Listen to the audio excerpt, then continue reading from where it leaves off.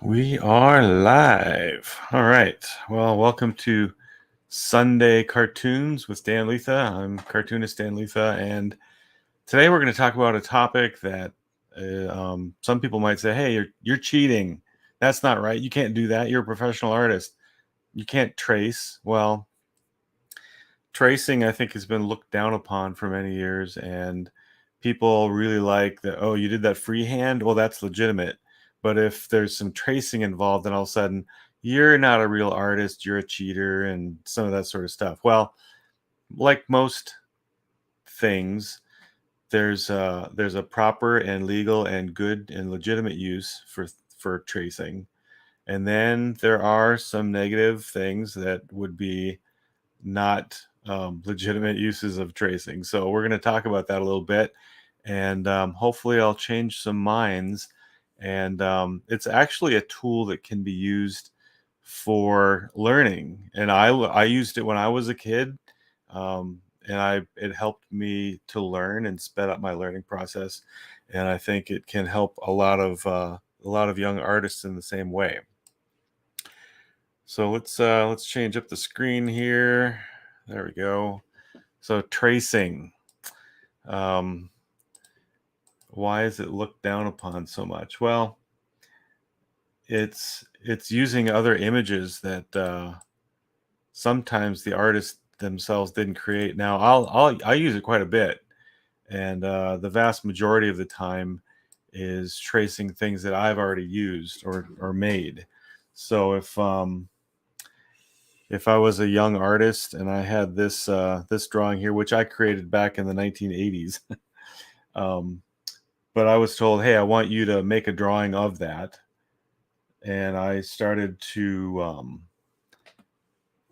try to sketch it out. Next, say I had another sheet of paper next door here, and I was trying to draw the wildcat, and I was blocking out the wildcat, and it would take a while to do that, which that's a fair exercise all by itself. I did tons of that sort of thing, transferring pictures from Star Wars characters onto T-shirts, and all kinds of stuff that were all drawn out by looking at the object and then trying to reproduce that image on a piece of paper next to it.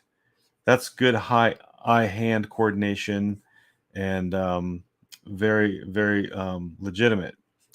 But as an exercise, um, that I'll explain the kind of the pros and cons of it. Tracing can be used as a learning tool, and quite frankly, like I'm trying to make the case for here too. Tracing is a legitimate tool in the professional artist toolbox. I don't know if most of you would know the name Drew Struzan. Um, but Drew is an artist, and he's retired now. But he used to draw a lot of the most successful movie posters out there, and people to this day try to imitate his style. So there's videos online. Maybe I'll post one of them in the comments to this video. But he talks about tracing, and he talks about how much time it saves him, and then he talks about what he adds to the process. It's not just, well, anybody can trace. And we'll talk about that in a little bit too. You get better, and your tracings become better. But again, if I try to draw this wildcat out on a piece of paper next to it, it would take a while. Um, but as a learning project and as an exercise, what one can do is, and there's so many different ways to do that, and I'll talk about that in the future too. I'm going to put a layer of opaque layer of white over the top of this, and then I'm in Photoshop now, so there's all kinds of digital advantages that I never had when I was a kid. But so if I wanted to trace this, it's very very easy digitally to just follow the lines, and There's even some thick and thin here that I can imitate with the brush that I'm using, and there's all kinds of benefits to doing this. Now, if this was a piece of artwork from somebody else, I am kind of taking a little lesson from the artist that drew this. You know, whoever's artwork that you draw, you're learning from them. You're seeing the strokes of the pencil or the pen that they've made. You're reviewing the construction of the image that they made and how they made it.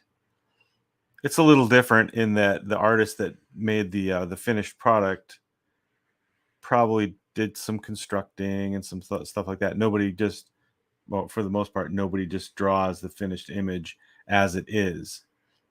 But still, there's things that you're learning about this image as you follow the lines. It's almost as if the artist that drew this was taking your hand and moving your hand over the image that they've created, and your brain starts to pay attention to these things. I know my mind, when I see other people's artwork and I study it, whether I've traced it or not, my mind starts picking up on how they did that. It starts thinking a little bit like the artist that made this.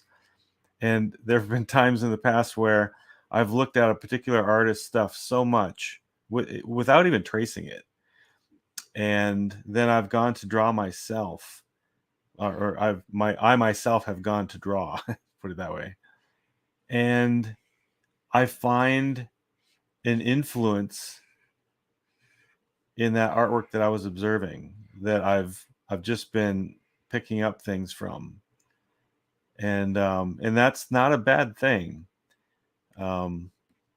So for young artists that are out there, or parents that have young artists in the house, I would highly recommend you encouraging them to trace. Find artwork that they like, that you think there's some benefit in them looking at this artwork, and then in a future video I'll talk about methods of how to trace, because there's all kinds of tools out there that will help you in tracing, especially with all the digital options that are available today. And I'll give you a little sneak preview here on some of them. But tracing is a lot of fun. And when I was a kid, now I'm gonna talk a little bit about some of the good and the bad. Okay, so again, some of the good is that professionals use this. Drew Struzan, who I talked about just a little bit ago, defends it by saying, you know, he put his drawing time in school. He knows how to draw, so no one's debating that issue. Okay, if you look at his artwork, it is fantastic, inspirational for sure, wonderful, some of the best stuff out there. Okay, so the man knows how to draw. It's the deadlines that'll kill you, and that's true with a lot of art projects. The people that are out there that want to pay you, or are willing to pay you for the artwork, they want it now a lot of the times. And so it's more of a time-saving method to trace. So if you got good reference and you've got the ability to transfer that onto whatever surface or however you need to copy it, you trace that photo or whatever it is onto your artwork, and off you go. And it can cut off hours and hours and days sometimes. And so it is a wonderful and legitimate tool, again, used in the bounds of honesty and legalities and all that sort of stuff. When I was a kid, we had some neighbors down the road that had a son that was a little older than me, maybe 2-3 years older. And I remember he was showing up on the bus in the morning, and he had these drawings that were great. They were of Snoopy, and I think they were Snoopy. Well, maybe he was drawing something else. I remember Snoopy because that's what I was drawing. And these drawings were so amazing. I mean, and this kid was bragging that he was such a great artist and stuff. And so I completely fell for it and was just amazed at these things. And then I started doing some drawings too. And well, anyway, I found out he was tracing, and I was pretty naive and willing to believe whatever people told me for a while. And when I found out he was tracing, then I started to trace. And in fact, drawing was not a new thing for me at that point. And so my dad knew that I was a young artist and enthusiastic about drawing. And so I didn't really have a good way to trace. And so what he did was he made a light box for me. Now, the light boxes that are available today are great. There's so many options. And again, we're going to talk about that in another video. But what he did was he made a literal light box for me. He took a long, tall cardboard box, and he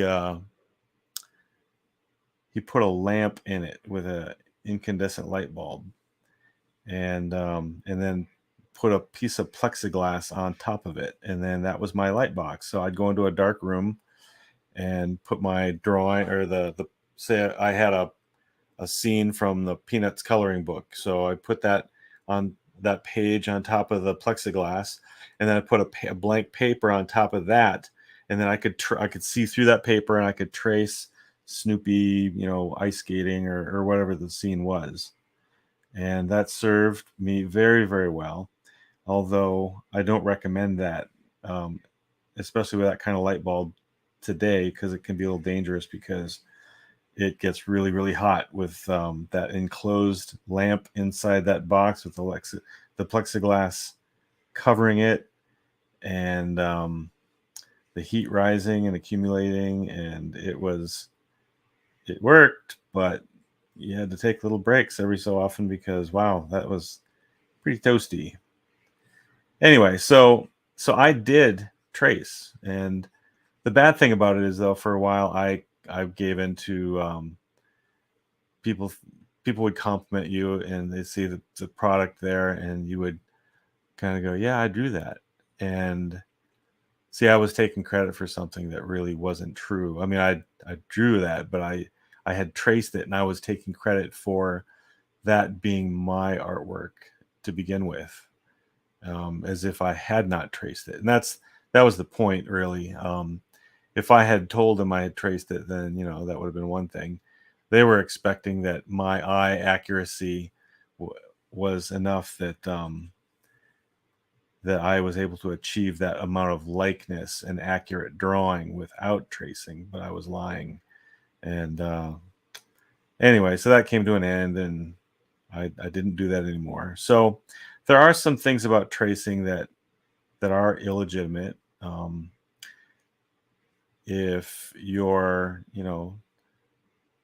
using it as a way to be prideful and boast your talents bigger than it is, try to make yourself a better artist in the eyes of other people than you really are, then that's not a good thing. And you can use it to steal artwork and steal images too. So easy to do these days. And so those are types of uses that it should not be used for. So I'm not gonna trace the whole thing here, but so that it's fun, it's relaxing. But this is a wildcat that I had drawn a number of years ago. So that's something that I drew. But I wanted to get something in here that was an example of artwork that somebody else drew, and I had to find something because this is a video that I can't just take anybody's artwork and throw that in here. But I want to use this image because this is from a cartoon that one is an animated cartoon, and two, It's so old that it is now in the public domain. So this is something that I can use, and it's a Popeye, and so there's a little hint about some images that are available for you to use. Now you can trace anything. If you're doing this privately, you find a photo of artwork that is, name the company, name the product. If there's an image that you like, regardless of who did it and who owns it, you can draw that in the privacy of your own home. If you're not making any profit, you're not going to publish it, you're not going to show it around and claim it's yours, or anything like that. You can use that as a tool for drawing. But in this case, because again, this is, if it was a newer Popeye, then I couldn't draw that, because that's still owned by other people. But this is a 1940 cartoon, so I take that. I've looked it up. It's in the public domain. So, but again, the advantage here is that I can go through a video and I can find a shot, a still, a cell, a screen shot, and I can take that and I can draw from somebody else's artwork, and you can learn so much stuff. I know for myself, I draw a certain way. And so when it comes to drawing faces, and it comes to drawing noses and mouths, and all the pieces and parts that make up a cartoon character or a caricature, or whatever it is, I've already kind of got my own little toolbox of solutions. That's how I draw stuff. So it helps to kind of build up my imagination a little bit and some other options in the toolbox to look at how now I don't trace generally other people's artwork like I'm doing here. The context of most of what I'm talking about today is young artists that are learning how to draw, period. But even to this day, I enjoy looking at other people's artwork. I collect other people's artwork for those reasons. I am inspired by them. I like to look at them. They are pleasing. It's pleasurable for me to look at other people's artwork that I really love. There's so much of it available these days too. So, but when you're a young artist and you're learning, collecting artwork is something that I highly recommend. And whether they're digital files or I collect a lot of DVDs from garage sales, and because you can spend a ton of money buying up movies and that sort of stuff. But for me, I have a hard time spending more than $3 on a movie, because that's about the price range, $2-3 that I purchase them for on a regular basis. So anything more, it just seems like a waste of money and waste of time. I can get it for cheaper somewhere else. But you can screenshot things, and you can learn poses, and you can learn construction, and all kinds of things are available. You can give yourself a little art course just by collecting images and then tracing on a regular basis. Now, here's a couple of caution things about tracing that you need to know about too. It is a good thing to look at other people's artwork and analyze it and even trace it, and there's taking it further where you can deconstruct an image too and learn from it that way. But there are some negative things about tracing that you need to know about too, that are helpful to know ahead of time before you get into it. I know of some people that have become so enamored with particular artists and movies that they kind of got stuck in drawing that one thing. And so when they draw a picture, it always looks like that particular, say, animated cartoon that they've just been obsessed with. and they really can't draw anything else. So they didn't move on. They didn't become their own artists. They just imitate other people.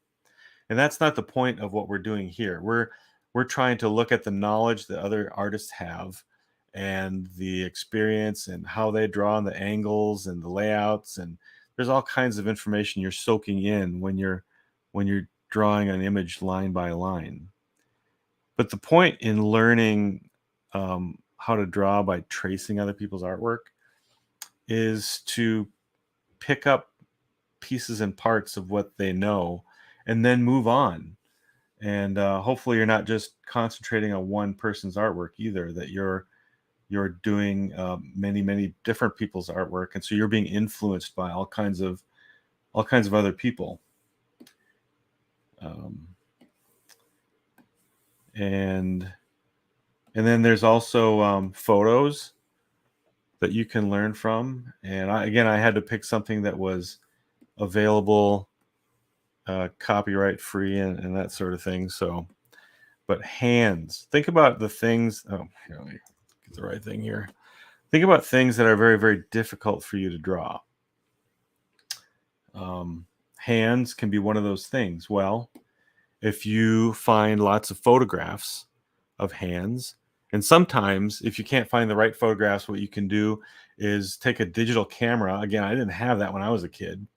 You can take a digital camera and have your parents or friends or even yourself just take your hand and do it in different positions, and open your hand, make fists, point, all that sort of stuff, different angles. Take a ton of those photos and just start tracing those things. And you will, if you did that for 30 days in a row, you started tracing hands, your knowledge and ability to draw hands, even though you just traced them, would increase, I want to say, in orders of magnitude. You would just know how to draw hands so much better by tracing them. Okay. And then you say, well, we're talking about cartoons here. Why are you bothering with the photographs? I want to learn how to draw a cartoon. Okay, well, here's a couple things. You can draw from photos, of course, and then you can look at other people's artwork and see how they draw hands. And so those are two different options. But why would a cartoonist draw photographs of hands? Well, cartoons are always based on real stuff. It's like a super stylized, cartooning is a super stylized way of communicating something. It's simplified and stylized and exaggerated, but it's based on something real. And some of the best cartoonists are people that are also illustrators, and they know the construction of the hand, they know the pieces and the parts. And so when they're doing their exaggerating and they're doing their cartoon work, they're working from a knowledge of how that thing works in real life. And so to know the actual shape of a hand or a foot or a car or all those things, the more knowledge you have, the better cartoonist you're going to be as well. So again, I mean, do some of this stuff. Collect some photographs of hands and then just start tracing them. Do that on a regular basis. And then at the end of it, sit down and go, okay, I'm not going to look at anything. I'm just going to draw hands. You will be able to draw hands that are light years ahead of what you were doing before you started that exercise. So again, this is kind of like a thing that is almost a secret teaching tool, because again, tracing is looked down upon so much that it's like I'm a cheater, I'm a dishonest person if I do anything that's resembling tracing at all. And like I said, there's poor uses of it, but there's totally legitimate good uses of tracing. And so again, this is a caricature that I drew of a gentleman a number of years ago. and it was done from a photograph, and so I was looking at the photograph and then I drew the caricature. But caricature is also one of those things that you have to know the pieces and parts of a face very well so that you can base your exaggerated face, your distorted face, the caricatured face on the real face, so capturing a likeness and some of that sort of stuff. So for caricature, learning how to draw caricatures, again, I highly recommend learning how to draw them by tracing. And some of the best caricature work out there is available online, and I never had access to a lot of that stuff when I was a kid. I had to go, purchase magazines, and Mad Magazine, and then if there were other magazines that I came across, I was over at my grandma's house, and she had Good Housekeeping or something, and I'd say, "Hey, Grandma, can I look through your magazine? And if there's an advertisement or something in there, can I rip it out?" And she would say, "Yep, go ahead." And I think she liked that she was contributing to my art um, fascination and kind of education at the same time by letting me take out the ads from her magazines. And so I would find illustrations in some of the advertisements that I loved. And so I'd take those out, and some of them I would sit down and copy. And, I wasn't tracing because I couldn't trace some of those things. There's printing on the other side. And to use a light box with something that's printed on a paper that's printed on both sides really doesn't work too well. But I did a lot of this drawing, with the blank paper next to the image that I'm copying, and I would draw it that way. But I did do a fair amount of tracing when I was a kid. But having that other artwork, that artwork collection that started growing when I was little, was a huge inspiration for me. I learned what artwork I liked, and it sent me in that direction. And then when I started drawing caricatures, it was because of what I had seen in Mad Magazine. Mort Drucker was probably the favorite cartoonist or caricature artist anyway, that I saw. And so I started drawing caricatures that looked like him. And again, you start emulating that artist that you like when you're young and early on. And then as you grow older, you see other artwork, and that starts to influence you a bit.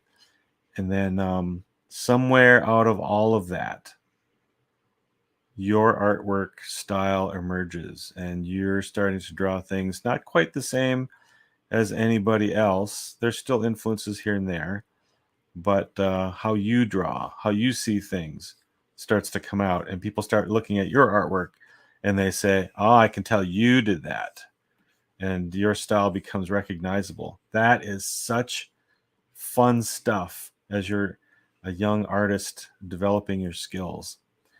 And but again, tracing, I'm being instructed by that artist as to how eyes are constructed, how this particular artist will break them down and summarize it, what an eye is, leaving that little gleam of reflection in the pupil, and what lines that artist chooses to draw. I mean, if you looked at the photograph, you might think, well, you just draw it.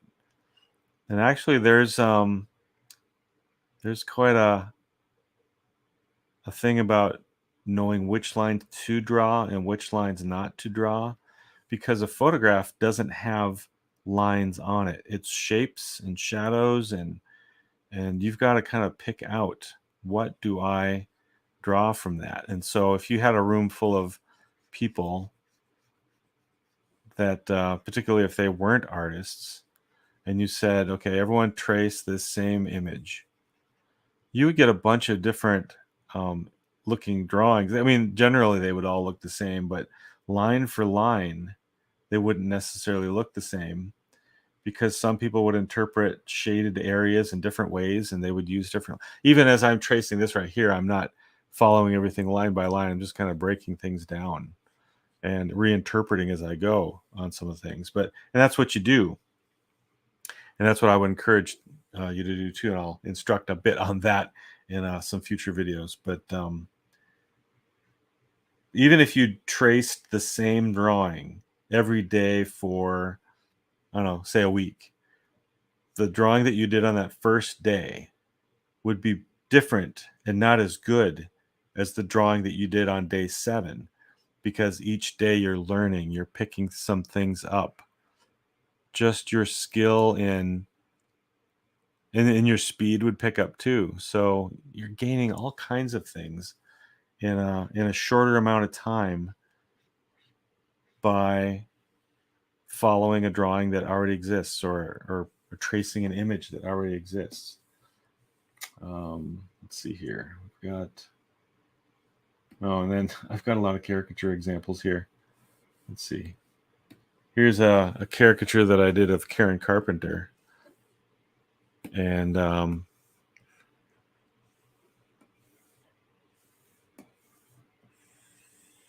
again, caricature, I love drawing caricatures.